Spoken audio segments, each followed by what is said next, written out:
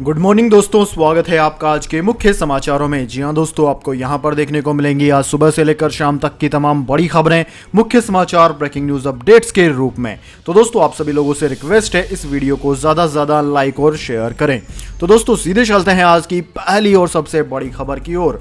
14 महीने बाद तीनों कृषि कानून हुए वापस, किसान जीते सरकार हारी। प्रकाश पर्व पर प्रधानमंत्री मोदी का कानून वापसी का ऐलान। जी हां दोस्तों, किसानों के हट के आगे आखिरकार मोदी सरकार को झुकना पड़ा। प्रधानमंत्री नरेंद्र मोदी ने तीनों विवादित कृषि कानून वापस लेने का फैसला किया है। इस ऐलान के लिए दिन चुना गया प्रकाश पर्व का। प्रधानमंत्री ने शुक्रवार को राष्ट्र के नाम 18 मिनट के संबोधन में यह बड़ा ऐलान किया। उन्होंने कहा कि सरकार ये कानून किसानों के हित में नेक नियत से लाई थी, लेकिन हम कुछ किसानों को समझाने में नाकामयाब रहे। प्रधानमंत्री मोदी ने संबोधन की शुरुआत में कहा कि मेरे प्यारे देशवासियों, आज देव दीपावली का पावन पर्व है। आज गुरु नानक देव जी का भी पावन पर्व है। मैं विश्व में सभी लोगों और सभी देशवासियों को बधाई देता हूं। यह भी बेहद दुखद है कि 1.5 साल बाद करतारपुर साहिब कॉरिडोर फिर से खुल गया है। शुभकामनाएं देने के बाद मोदी ने किसानों के हित में अपनी सरकार के काम और योजनाएं गिनाई। प्रधानमंत्री ने कहा कि हमारी सरकार की 10,000 FPO किसान उत्पादन संगठन बनाने की प्लानिंग है। हमने MSP और कॉर्प लोन बढ़ा दिया है, यानी कि हमारी सरकार किसानों, खासतौर पर छोटे किसानों के हित में लगातार एक के बाद एक कदम उठाती जा रही है। इसी अभियान में 3 कृषि कानून लाए गए थे ताकि किसानों को फायदा हो। इसके बाद प्रधानमंत्री ने आगे कहा कि साथियों, में देशवासियों से क्षमा मांगते हुए सच्चे मन से और पवित्र हृदय से कहना चाहता हूं कि शायद हमारी तपस्या में ही कोई कमी रह गई होगी, जिसके कारण कुछ किसानों को समझा नहीं पाया। मैं आंदोलनकारी किसानों से घर लौटने का आग्रह करता हूं और तीनों कानून वापस लेता हूं। इस महीने के अंत में संसद सत्र शुरू होने जा रहा है, उसमें कानूनों को वापस ले लिया जाएगा। इसके बाद दोस्तों, अगली बड़ी खबर। कृषि कानून के विरोधी रहे राज्यपाल का इंटरव्यू। राज्यपाल सत्यपाल मलिक बोले, मैं खुलकर किसानों के साथ था, प्रधानमंत्री दे रहे दुरुस्त है। जी हां दोस्तों, प्रधानमंत्री नरेंद्र मोदी ने शुक्रवार सुबह तीनों विवादित कृषि कानून वापस लेने का ऐलान कर दिया। किसानों को तो इसकी उम्मीद बिल्कुल नहीं थी। कृषि कानूनों के खिलाफ सबसे ज्यादा मुखर रहे मेघालय के राज्यपाल सत्यपाल मलिक को शायद इसका अंदाजा था। राजनीति के जानकारों का कहना है कि केंद्र सरकार मलिक को सेफ्टी वॉल्व की तरह इस्तेमाल कर रही थी। सरकार कानून की वापसी के लिए अपने ही घर से एक रास्ता खुला रखने की रणनीति पर काम कर रही थी। यही वजह है कि कृषि कानूनों पर लगातार सरकार के खिलाफ बयानबाजी के बावजूद वो संवैधानिक पद पर बने रहे। सत्यपाल मलिक ने अक्टूबर में किसानों के आंदोलन को खत्म करने के लिए MSP गारंटी का फार्मूला सुझाया था। उनका कहना था कि सरकार तीनों कानूनों को बना रहने दे, लेकिन MSP गारंटी का कानून बना दे। उन्होंने कहा था कि अगर सरकार ने किसानों की बात नहीं मानी तो उससे दिक्कतों का सामना करना पड़ेगा। दोस्तों, कानूनी वापसी के ऐलान के बाद दैनिक भास्कर के रिपोर्टर रवि यादव से बातचीत करते हुए सत्यपाल मलिक ने कहा कि प्रधानमंत्री जी दे रहे लेकिन दुरुस्त है। इसके बाद दोस्तों, अगली बड़ी खबर। कृषि कानूनों को वापस लिए जाने पर सोनिया गांधी का प्रधानमंत्री मोदी पर हमला। कहा, तानाशाह शासकों का अहंकार हारा। जी हां दोस्तों, सोनिया गांधी ने इसे अन्नदाताओं की जीत और सरकार के अहंकार की हार करार दिया है। सोनिया गांधी ने फैसले पर खुशी जताते हुए कहा कि लगभग 12 महीने के गांधीवादी आंदोलन के बाद आज देश के 62 करोड़ अन्नदाताओं, किसानों, खेतीहर मजदूरों के संघर्ष और इच्छा शक्ति की जीत हुई। उन्होंने कहा कि आज उन 700 से अधिक किसान परिवारों की कुर्बानी रंग लाई, जिनके परिवारों ने न्याय के इस संघर्ष में अपनी जान न्यौछावर कर दी।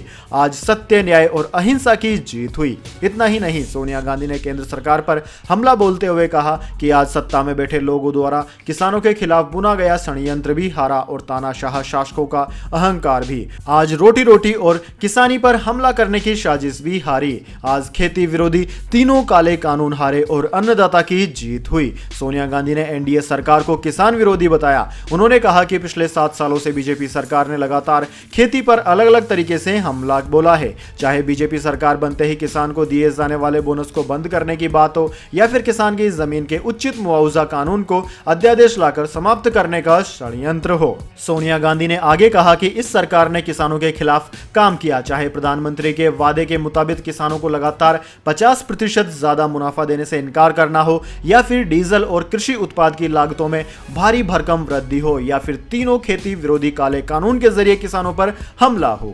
इसके बाद दोस्तों, अगली बड़ी खबर। लोन देने वाली एप्लीकेशंस पर कसेगा शिकंजा। डिजिटल लोन कंपनियों को भारत में स्टोर करना होगा डेटा। आरबीआई वर्किंग ग्रुप ने की कानून बनाने की सिफारिश। जी हां दोस्तों, डिजिटल लैंडिंग यानी कि ऑनलाइन प्लेटफॉर्म या मोबाइल एप्लीकेशंस के जरिए लोन देना को लेकर reserve bank of India RBI की ओर से गठित वर्किंग ग्रुप ने अपनी रिपोर्ट सौंप दी है। इस रिपोर्ट का मकसद ऐसी कंपनियों को कानूनी शिकंजे में कसकर ग्राहकों की सुरक्षा को बढ़ाना है। डब्ल्यूजी ने सभी डेटा को भारत में स्थित सर्वर में ही स्टोर करने और डिजिटल लैंडर्स के लिए बेसलाइन टेक्नोलॉजी स्टैंडर्ड बनाने की सिफारिश की है। रिपोर्ट को आरबीआई की वेबसाइट पर गुरुवार को अपलोड किया गया। इस रिपोर्ट पर 31 दिसंबर 2021 तक ईमेल के माध्यम से सुझाव दिए जा सकते हैं। इन सुझावों को देखने के बाद ही डब्ल्यूजी यानी कि वर्किंग ग्रुप की रिपोर्ट पर अंतिम फैसला लिया जाएगा। वर्किंग ग्रुप की स्थापना 13 जनवरी 2021 को की गई थी। इसके चेयरमैन आरबीआई के एग्जीक्यूटिव डायरेक्टर जयंत कुमार दास हैं। इसके बाद दोस्तों अगली बड़ी खबर, दक्षिण अफ्रीकी खिलाड़ी एबी डिविलियर्स को विराट का प्यार। अब आरसीबी से नहीं खेलेंगे डिविलियर्स, फ्रेंचाइजी क्रिकेट से भी संन्यास लिया। विराट कोहली ने कहा आई लव यू। जी हां दोस्तों, साउथ अफ्रीका के पूर्व कप्तान और दिग्गज बल्लेबाज एबी डिविलियर्स ने क्रिकेट के सभी फॉर्मेट से संन्यास का ऐलान कर दिया है। 2018 में इंटरनेशनल क्रिकेट से संन्यास लेने वाले डिविलियर्स अब फ्रेंचाइजी क्रिकेट में भी खेलते हुए नजर नहीं आएंगे। डिविलियर्स ने सोशल मीडिया के जरिए अपने संन्यास की घोषणा की। मिस्टर 360 डिग्री नाम से मशहूर एबीडी ने कहा कि अब उनके अंदर क्रिकेट को लेकर पहले जैसी ऊर्जा नहीं रह गई है और इसी कारण उन्होंने मैदान छोड़ने का फैसला लिया है। डिविलियर्स ने ट्वीट कर लिखा कि यह एक अविश्वसनीय यात्रा रही, लेकिन मैंने सभी तरह के क्रिकेट से संन्यास लेने का फैसला किया है। मैंने अपने बैकयार्ड में बड़े भाइयों के साथ क्रिकेट खेलना शुरू किया, तब से ही मैंने पूरे आनंद और बेलगाम उत्साह के साथ इस खेल को खेला है। अब 37 साल की उम्र में वह लो अब उतनी तेजी से नहीं जलती। डिविलियर्स ने Titans, south Africa, royal challenger Bengaluru और विश्व की अन्य सभी टीमों को मौका देने के लिए धन्यवाद कहा। उन्होंने कहा कि क्रिकेट मेरे प्रति काफी दयालु रहा। मैं अपने हर साथी खिलाड़ी, हर विपक्षी, हर कोच, हर फिजियो और हर स्टाफ मेंबर को धन्यवाद करना चाहूंगा। दक्षिण अफ्रीका, भारत या फिर जहां भी मैंने खेला वहां मिले प्यार को लेकर भी मैं अभिभूत हूं। वहीं दोस्तों, डिविलियर्स के संन्यास के बाद आरसीबी के पूर्व कप्तान विराट कोहली ने ट्वीट किया। कोहली ने भावुक शब्दों में लिखा, हमारे वक्त के सबसे बेहतरीन प्लेयर और सबसे प्रेरणादायी इंसान एबी डिविलियर्स ने जो भी किया और आरसीबी को जो दिया, हमारा संबंध खेल से भी आगे है और हमेशा रहेगा। इससे मेरा दिल दुखी है, लेकिन मैं जानता हूं कि तुमने अपने और अपने परिवार के लिए हमेशा की तरह सही फैसला लिया है। I love you. इसके बाद दोस्तों अगली बड़ी खबर, कृषि कानून। प्रधानमंत्री मोदी के ऐलान के बाद कंगना रनावत ने कहा तो देश बन जाएगा जिहादी। जी हां दोस्तों, गुरुपुरब के खास मौके पर प्रधानमंत्री मोदी ने किसानों को खास तोहफा तो दे दिया, लेकिन इससे कुछ लोग नाराज हो गए हैं, जिसमें बॉलीवुड एक्ट्रेस कंगना रनावत का भी नाम शामिल है। 19 नवंबर को प्रधानमंत्री मोदी ने देश को संबोधित कर इन कानूनों को वापस लेने का ऐलान कर दिया। अब दोस्तों, सरकार के इस फैसले पर लोग दो भागों में बंट गए हैं। कई लोगों ने प्रधानमंत्री मोदी के फैसले का समर्थन किया तो कई लोग कह रहे हैं कि जब वापस ही लेने थे तो इतने दिन तक क्यों नहीं किए। इसी मामले पर बॉलीवुड भी दो खेमों में बंट गया है। कई सेलेब्स ने प्रधानमंत्री मोदी के फैसले पर राय रखी। कंगना रनावत ने प्रधानमंत्री मोदी के फैसले पर राय रखते हुए फैसले को दुखी, शर्मनाक और निश्चित तौर पर अनफेयर बताया। कंगना ने इंस्टा स्टोरी में लिखा, अगर संसद में बैठे लोग की बजाय सड़क पर बैठे लोग कानून बनाएंगे तो जल्द ही यह देश एक जिहादी देश बन जाएगा। वैसे दोस्तों, कंगना के इस बयान से आप कहां तक सहमत हैं या फिर कंगना रनावत को आप क्या कहना चाहते हैं, कमेंट बॉक्स में अपनी राय जरूर लिखें। इसके बाद दोस्तों अगली बड़ी खबर, क्रिप्टो करेंसी को टैक्स के दायरे में लाने के लिए बदल सकता है इनकम टैक्स कानून, सरकार कर रही है विचार।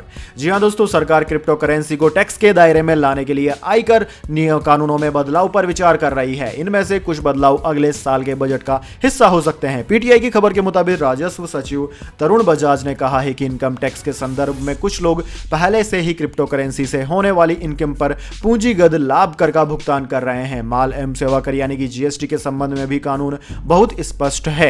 दर दूसरी सेवाओं की तरह लागू होगी। दोस्तों, खबर के मुताबिक बजाज ने बताया कि हम फैसला लेंगे। मैं समझता हूं कि पहले से ही लोग इस पर टैक्स चुका रहे हैं। अब जब यह वास्तव में बहुत बढ़ गया है तो हम देखते हैं कि क्या कानून की स्थिति में कुछ बदलाव ला सकते हैं या नहीं, लेकिन यह एक बजट की गतिविधि होगी। हम पहले से ही बजट के करीब हैं, हमें उस समय को देखना होगा। इसके बाद दोस्तों अगली बड़ी खबर, चीन पर सख्त हुआ भारत, जयशंकर बोले खराब दौर से गुजर रहे हैं दोनों देशों के रिश्ते। जी हां दोस्तों, भारत के विदेश मंत्री एस जयशंकर ने शुक्रवार को कहा कि भारत और चीन अपने संबंधों को लेकर विशेष तौर पर खराब दौर से गुजर रहा है, क्योंकि बीजिंग ने समझौतों का उल्लंघन करते हुए कुछ ऐसी गतिविधियां की है जिसके पीछे उसके पास अब तक विश्वसनीय स्पष्टीकरण नहीं है। उन्होंने यह भी कहा कि चीन के नेतृत्व को इस बात का जवाब देना चाहिए कि द्विपक्षीय संबंधों को वे किस ओर ले जाना चाहते हैं। सिंगापुर में ब्लूमबर्ग न्यू इकोनॉमिक फोरम में वृद्ध सत्ता प्रतिस्पर्धा उभरती हुई विश्व व्यवस्था विषय पर आयोजित गोष्ठी में एक सवाल के जवाब में एस जयशंकर ने कहा कि मुझे नहीं लगता कि चीन को इस बारे में कोई संदेह है कि हमारे संबंधों में हम किस मुकाम पर खड़े हैं और क्या गड़बड़ है। मेरे समकक्ष वांग यी के साथ मेरी कई बार मुलाकात हुई है, जैसा कि आपने भी यह महसूस किया होगा कि मैं बिल्कुल स्पष्ट बात करता हूं, अतः समझा जा सकता है कि स्पष्टवादिता की कोई कमी नहीं है। अगर वे इसे सुनना चाहते हैं तो मुझे पूरा भरोसा है कि उन्होंने सुना होगा। इसके बाद दोस्तों जाने अगली बड़ी खबर, लेकिन उससे पहले मेरी आपसे एक छोटी सी रिक्वेस्ट है, अगर दोस्तों आपको अभी तक हमारी न्यूज पसंद आई है तो इसे एक छोटा सा लाइक जरूर दे दें, और अगर आपको पसंद नहीं आई है तो बेशक आप डिसलाइक भी कर सकते हैं, लेकिन दोस्तों लाइक और डिसलाइक जरूर कीजिए, क्योंकि दोस्तों यही हमारी मेहनत का फल होता है और इसी से हमें पता चलता है कि आपको हमारी वीडियोस पसंद आ रही है या नहीं। तो दोस्तों जल्दी से जान लेते हैं क्या है अगली बड़ी खबर। उत्तर प्रदेश में माफियाओं पर चल रहा है बुलडोजर, नहीं रुकने देंगे विकास के काम, प्रधानमंत्री मोदी ने कहा। जी हां दोस्तों, यूपी में अगले साल होने जा रहे असेंबली चुनाव से पहले बीजेपी धीरे धीरे इलेक्शन मोड में आती जा रही है। प्रधानमंत्री मोदी ने यूपी के महाबो और झांसी में कई कल्याणकारी योजनाओं का उद्घाटन किया। उन्होंने महोबा में सिंचाई परियोजनाओं का उद्घाटन करने के बाद जनसभा को संबोधित किया। प्रधानमंत्री ने कहा कि हम बुंदेलखंड से पलायन को रोकने के लिए इस क्षेत्र को रोजगार में आत्मनिर्भर बनाने के लिए प्रतिबद्ध है। बुंदेलखंड एक्सप्रेसवे और यूपी डिफेंस कॉरिडोर भी इसका एक प्रमुख और बहुत बड़ा प्रमाण है। परिवारवादियों की सरकारें किसानों को सिर्फ अभाव में रखना चाहती है। वो किसानों के नाम से घोषणाएं करते थे, लेकिन किसान तक पाई भी नहीं पहुंचती थी, जबकि पीएम किसान सम्मान निधि से हमने अब तक 1,62,000 करोड़ रुपए सीधे किसानों के खातों में भेजे हैं। इसके बाद दोस्तों अगली बड़ी खबर, इस स्कीम में रिटायरमेंट के बाद पति पत्नी को मिलेगी जीवन भर पेंशन, हर महीने होगी 10,000 रुपए की कमाई। जी हां दोस्तों, अगर आप भी सरकारी नौकरी करते हैं और पेंशन पाना चाहते हैं तो यह खबर आपके लिए अहम हो जाती है। दरअसल दोस्तों हम बात कर रहे हैं केंद्र सरकार की अटल पेंशन गारंटी योजना के बारे में।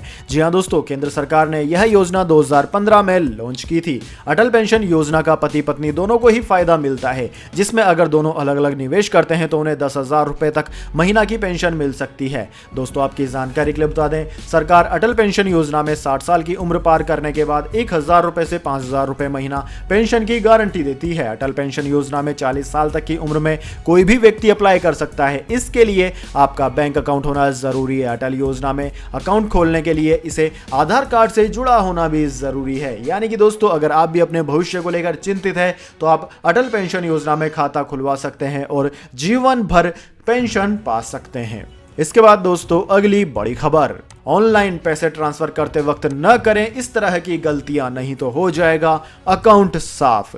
जी हां दोस्तों, आपने बिल्कुल सही सुना। जब भी हम किसी को पैसे ऑनलाइन ट्रांसफर करते हैं तो NEFT, IMPS या फिर RTGS जैसे माध्यमों से भेजते हैं। इसमें हमें बैंक की जानकारी बिल्कुल सही भरनी चाहिए। भरी गई जानकारी को कई बार चेक करें, क्योंकि आपकी छोटी सी गलती आपके पैसे कटवा देगी, जिससे आप पैसे ट्रांसफर करना चाहते हैं उस तक पैसे पहुंचेंगे भी नहीं। आज के दौर में हर कोई मोबाइल पर आने वाली कई तरह की ऐप के जरिए भी पैसे ट्रांसफर करता है। इसमें मोबाइल नंबर के जरिए ही पैसे आसानी से ट्रांसफर हो जाते हैं, लेकिन अगर मोबाइल नंबर का एक भी डिजिट गलत हुआ तो आपके पैसे किसी और के बैंक खाते में पहुंच सकते हैं। इसलिए मोबाइल नंबर को 2-4 बार ठीक से देख लें। इसके अलावा दोस्तों अक्सर देखा जाता है कि लोग सबसे ज्यादा गलती बैंक खाता संख्या भरने में करते हैं। मतलब एक नंबर भी इधर से उधर हुआ तो पूरा बैंक अकाउंट गलत हो गया। ऐसे में गलत भरा गया अकाउंट जिसका होगा, पैसे उसे ट्रांसफर हो सकते हैं और आपको फिर से बैंक के चक्कर लगाने पड़ सकते हैं। इसके अलावा दोस्तों एक चीज और होती है जिस पे आपको ध्यान देना जरूरी है, वह है IFSC कोड।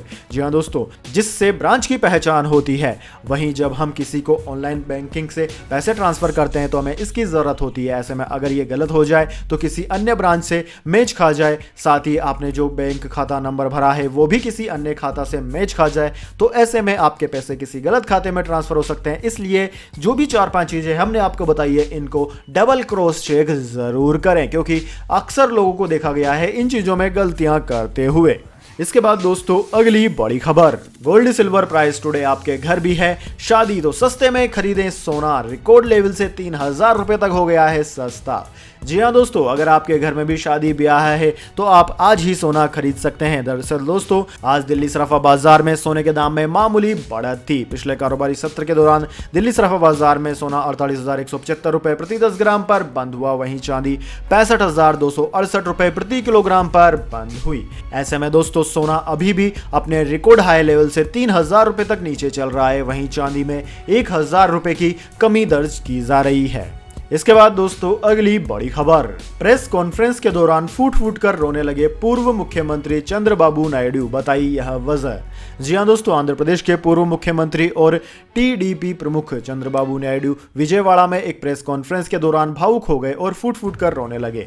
उन्होंने कहा कि अपने ऊपर हुए निजी हमलों से वह बुरी तरह से आहत हैं। पूर्व सीएम नायडू ने सुबह विधानसभा की कार्यवाही में हिस्सा लिया था और उनका आरोप है कि सदन की कार्यवाही के दौरान उन पर निजी हमले हुए हैं। साथ ही उन्होंने कहा कि सत्ताधारी पार्टी वाईएसआरसीपी के विधायकों ने उनके परिवार और पत्नी के खिलाफ भी बयानबाजी की, जिसका जिक्र करते हुए नायडू प्रेस कॉन्फ्रेंस के दौरान काफी भावुक हो गए। निजी हमलों से आहत चंद्रबाबू नायडू विधानसभा की कार्यवाही बीच में छोड़कर बाहर आ गए थे और सीधे पार्टी मुख्यालय पहुंचे। यहां जब प्रेस कॉन्फ्रेंस को संबोधित करते हुए उनसे सवाल पूछा गया तो वह अपनी भावनाएं काबू में नहीं रख पाए और फूट फूट कर रोने लगे। उन्होंने कहा कि मेरी पत्नी की राजनीति में कोई दिलचस्पी नहीं है। 40 साल का मेरा सियासी करियर हो या फिर उनके पिता एनटीआर जब मुख्यमंत्री रहे और फिर मैं भी सीएम रहा, लेकिन मेरी पत्नी ने कभी भी राजनीति में रुचि नहीं ली। कभी कभी ऐसा हुआ होगा जब प्रोटोकॉल का पालन करते हुए उन्हें मेरे साथ मौजूद रहना पड़ा होगा। उन्होंने पूरा जीवन मेरे आगे बढ़ने के लिए खुद का खो दिया, लेकिन आज उनका चरित्र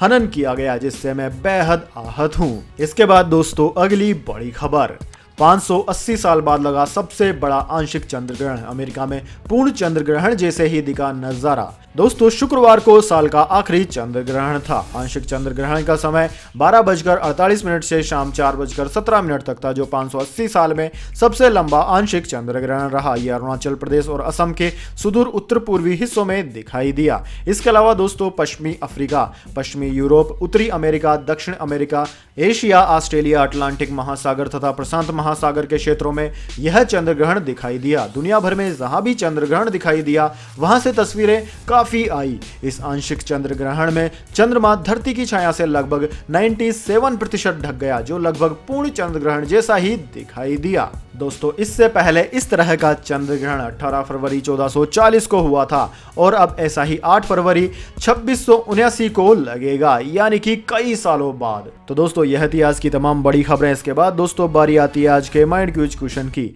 जी हाँ दोस्तों, एक आसान से सवाल का जवाब देकर आप जीत सकते हैं एक अमेजिंग सरप्राइज गिफ्ट हमारे यूट्यूब चैनल की ओर से। तो दोस्तों आज का सवाल आपकी स्क्रीन पर आ चुका है। दोस्तों मोदी सरकार के द्वारा कृषि कानूनों को 1 साल बाद वापस लेना सही है या गलत? अपनी राय कमेंट बॉक्स में जरूर दीजिए। अगर दोस्तों आपकी राय हमें पसंद आती है तो आपको मिल सकता है एक अमेजिंग सरप्राइज गिफ्ट हमारे यूट्यूब चैनल की ओर से। तो दोस्तों जल्दी से आपका उत्तर कमेंट बॉक्स में लिख दीजिए, वीडियो को लाइक कर लीजिए और चैनल को सब्सक्राइब करके बेल आइकन भी दबा लीजिए। धन्यवाद। वंदे मातरम। जय हिंद, जय भारत।